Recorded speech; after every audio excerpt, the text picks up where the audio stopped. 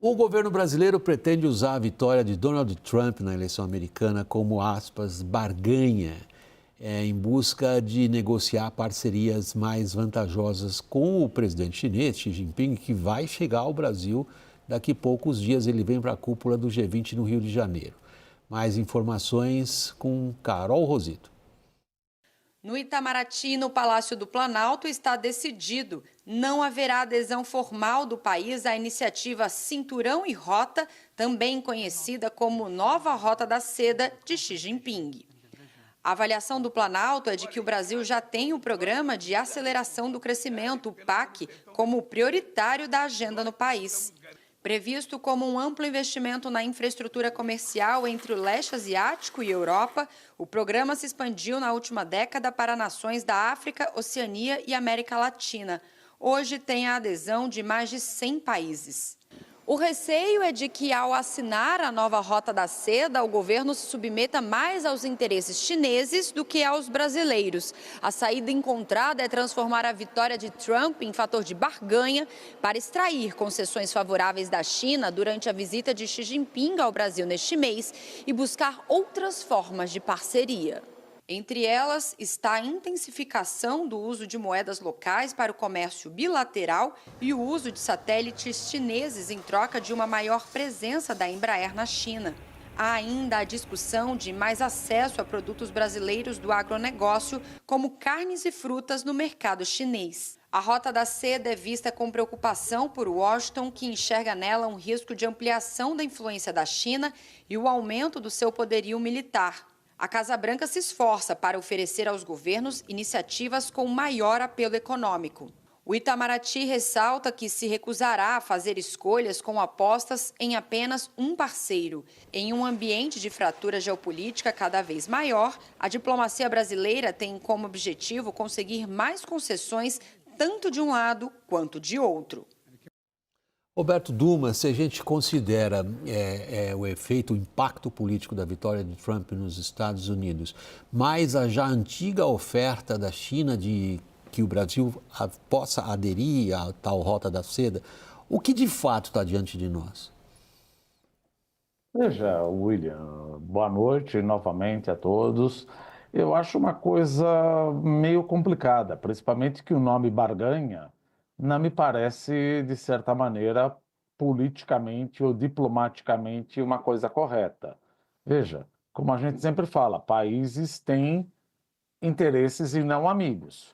Se você quer fazer alguma barganha, que o faça, mas não deixa absolutamente claro, por exemplo, para os Estados Unidos. Eu falo, olha, já que Trump ganhou, se você não quiser que eu me alie mais a Trump, eu vou fazer uma barganha com você, porque aí eu fico menos dependente dos Estados Unidos, eu viro um pouco as costas para os Estados Unidos e entro com a China.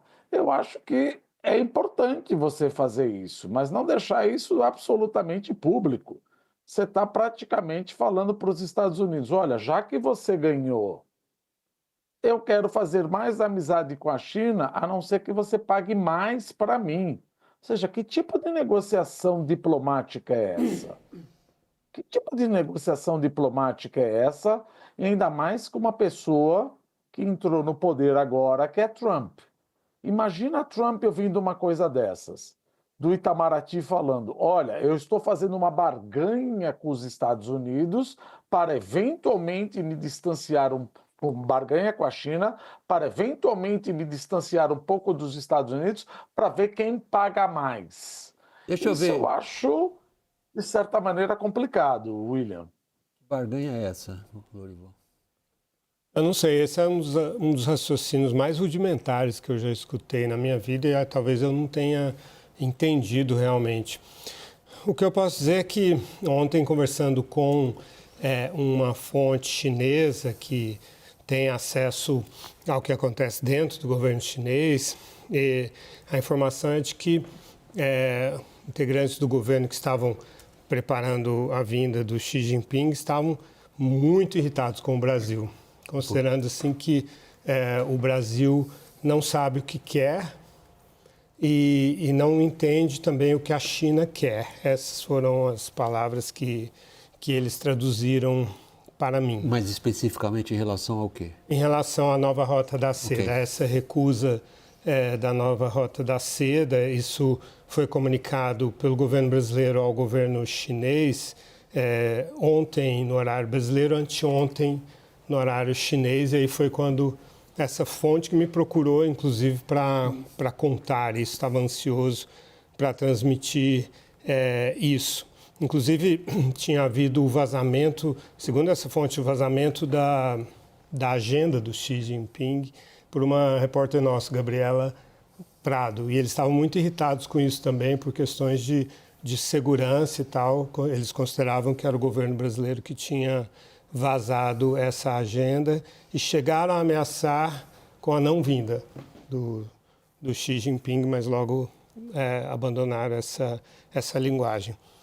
E o que se depreende disso? Algo que eu acho que a gente já disse aqui algumas vezes. Quando o governo brasileiro sinaliza da forma como sinalizou um alinhamento com a China, que é um país imperial, um país que tem uma história milenar, que considera que tem um direito, uma vocação natural para ocupar um grande espaço no mundo. Aliás, eles consideram que eles deveriam ocupar o espaço de liderança no mundo, que isso é reservado para eles historicamente. Então, o Brasil sinalizar com isso e depois retirar, e com esse tipo de raciocínio, de chantagem, realmente isso é uma coisa que dentro da cultura chinesa não é tolerado. Daniel e Caio, vocês dois trabalharam na apuração exatamente disso. Daniel primeiro. Qual que é o ponto do Brasil ali com relação à nova Rota da Seda? É uma aliança, uma iniciativa que já tem adesão de, acho que mais de 120 países.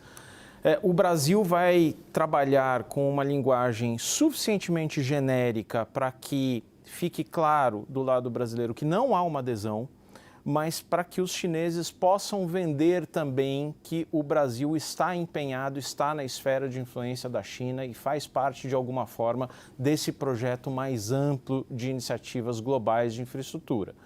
O que o Brasil está dizendo é essencialmente o seguinte: entrar na nova Rota da Seda ou não entrar não faz muita diferença do ponto de vista prático, porque se eu for atrair um investimento da China para um novo porto, uma nova ferrovia, um novo projeto de energia, ela terá que seguir necessariamente a legislação ambiental, a legislação trabalhista, os processos de concorrência pública, a fiscalização do TCU e do Ministério Público. Então não lhe daria à China nenhum direito, nenhum atalho, nenhum direito especial. E, portanto, seria pouco efetivo do ponto de vista das relações bilaterais. O que falta para o Brasil, na visão brasileira, da próxima etapa, dos próximos anos da relação com a China, que vai bem, é um projeto transformador. Se pergunta-se o que vai guiar a relação do Brasil com a China nos próximos 10 anos. A gente não tem esse projeto, não tem um grande fundo bilateral, não tem os satélites, como foi feito o desenvolvimento de satélites conjunto dos anos 80, 90, não tem uma grande ferrovia bioceânica, não tem nada que caracterize como transformadora essa relação para subir de patamar. William, a minha impressão, pelo menos nessas conversas nessa semana, em relação à Rota da Seda especificamente, não seria propriamente uma barganha.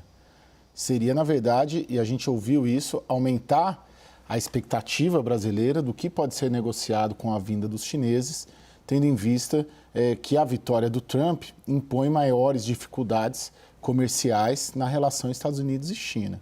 Acho que esse é um ponto. Um segundo ponto que eu acho importante, que a gente tem ouvido muito, eu já tinha tratado um pouco desse assunto, acho que há umas 2 semanas também, né, da resistência do governo brasileiro de aderir à nova Rota da Seda, né?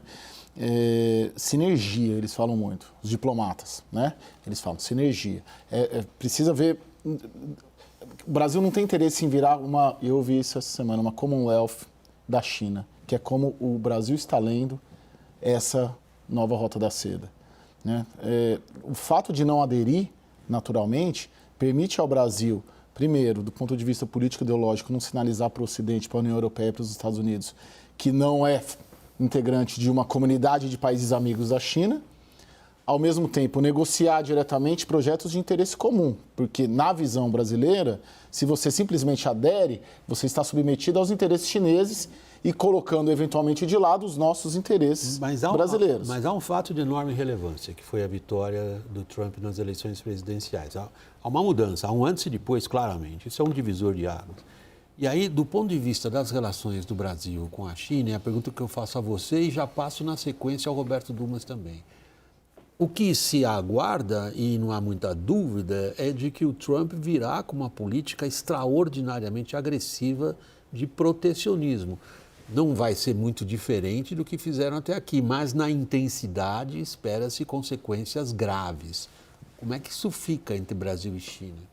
Então, eu acho que tem uma correlação de forças aí, assim, o Brasil precisa mais da China do que a China precisa do Brasil, né? A China crescer pouco é ruim para o Brasil, a China exportar pouco é ruim para o Brasil, a China importar pouco é ruim para o Brasil. Há algumas brechas para o Brasil se aproveitar de mercados, por exemplo, que os Estados Unidos podem inclusive perder como resposta à sua adoção protecionista, mas essa é uma correlação de forças que eu não consigo entender, assim, como é que o Brasil imagina que vai se colocar, com que força que o Brasil acha que vai se colocar diante da China para impor alguma restrição. Eu acho que a China tem mais poder de barganha, para usar aqui a palavra que a gente estava usando, do que o contrário. Roberto, o que você nessa equação, vitória do Trump, protecionismo, uma guerra comercial mais acirrada do que já hoje existe entre Estados Unidos e China, como que isso impacta na relação do Brasil com a China? Veja, isso tem aquela coisa que a gente sempre fala. Você prefere Trump ou Kamala? Depende de que segmento econômico nós estamos falando. Nós sabemos que o protecionismo de Trump vai acelerar e muito. Ele deve colocar de 10% a 20% na maior parte dos países e 60% em cima das importações, das exportações que vêm da China. E se você acompanhar, por exemplo, o que aconteceu no primeiro mandato de Trump, você vê que as importações do agronegócio vindo dos Estados Unidos, indo dos Estados Unidos para a China, diminuíram e aumentaram do Brasil. Então, veja, é aquela coisa, vocês podem brigar. De certa maneira, o agronegócio se beneficia dessa briga, porque tanto como o Brasil e os Estados Unidos exportam produtos do agronegócio. Então, eu estou colocando uma retaliação em cima da retaliação, como aconteceu no primeiro mandato de Trump. Agora, o que eu absolutamente não gosto é do termo barganha.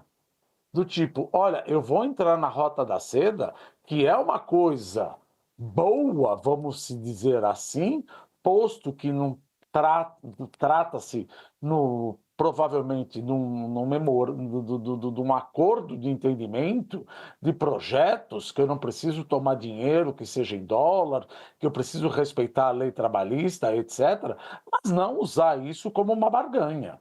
Veja, como é que os Estados Unidos interpretariam você entrar na Rota da Seda e Donald Trump falar que isso daí está sendo uma barganha para minimizar os impactos protecionistas de Trump? Trump vai vir com tudo em cima do Brasil. Então, eu acho que o termo barganha, como o Caio bem colocou, talvez não seja adequado, se é que o Itamaraty colocou esse ponto. Se ele colocou esse ponto, ele errou diametralmente no termo. Não é isso. Eu vou fazer o melhor acordo de benefício para o Brasil, independente de quem vai ser o presidente dos Estados Unidos. Não do tipo, olha, já que os Estados Unidos ganhou, o que você me dá de privilégio para eu ficar mais para o teu lado? Isso não soa nem um pouco bom. Nós temos poucas horas, na verdade, depois da eleição do Trump. Claro, tínhamos que aguardar esse acontecimento antes de passar a traçar os cenários. Já é possível, de alguma maneira, Lorival, estabelecer um balanço entre o que acontece que é vantajoso para o Brasil, como o Roberto Dumas estava agora mencionando? Olha, as lições do primeiro mandato são as de que pelo menos um setor da economia brasileira sai beneficiado por um eventual acirramento da guerra comercial entre China e Estados Unidos. a gente já consegue esse balanço? Bom, acho que é um cálculo econômico complexo esse, né? Porque aí a gente tem que colocar no cálculo também o que vai acontecer com o dólar, né? O dólar deve se apreciar, vai haver pressão inflacionária, vai haver um cenário, uma perspectiva de volta ou de aumento dos juros ou de não mais redução dos juros, com certeza, e isso faz com que o dólar se valorize, né? E aí isso tem um impacto ruim para nós. Por outro lado, haveria a abertura de uma brecha para que a gente substituísse importações que eventualmente, se a China retalhasse os Estados Unidos com aumento de tarifas de commodities que nós produzimos também, somos concorrentes dos Estados Unidos, a gente poderia ter aí uma vantagem competitiva, mas há sinais de que a China não pretende fazer isso, não pretende aumentar as tarifas de trigo, soja, carne dos Estados Unidos. Pretende retalhar de outras formas. Ela tem toda a cadeia industrial, né, a cadeia de valores industrial, na qual os produtos americanos estão fortemente integrados para fazer umas retaliações que podem ser mais prejudiciais aos Estados Unidos e menos danosas para a própria China. Então, essa é uma questão ainda em aberto. Agora, quando se fala, por exemplo, de experimentos como que a Embraer teve na China, não foi uma boa experiência, né? Ela fez uma parceria com a Harbin, que depois, como todos, isso não é uma coisa pessoal contra o Brasil, os chineses sempre fazem isso, né? Eles obrigam o país que se instala na China a se associar com uma empresa que é dominada pelo Partido Comunista Chinês, que cria uma spin-off depois. Eles fizeram isso com toda a indústria aeronáutica. Isso. Então, e com toda a indústria em geral. Então, daí que surgem os produtos chineses. Então, aviões da Comac, que surgiram depois, são parecidos com os aviões da Embraer até no nome, né? Eles tiram só uma letra, né? É que nem fazem com aquela marca de carro, né? GWC, né? Se você virar o W, pronto, você tem a General Motors Company. Essa é uma coisa dos chineses. Então, a Comac tem a série de aviões AR, né? E com números iguais aos da Embraer. E aí a Embraer se retirou e, enfim, isso é um tipo de pirataria que os chineses fazem. Então, acho que seria bom perguntar para a Embraer se ela está ansiosa para voltar para a China.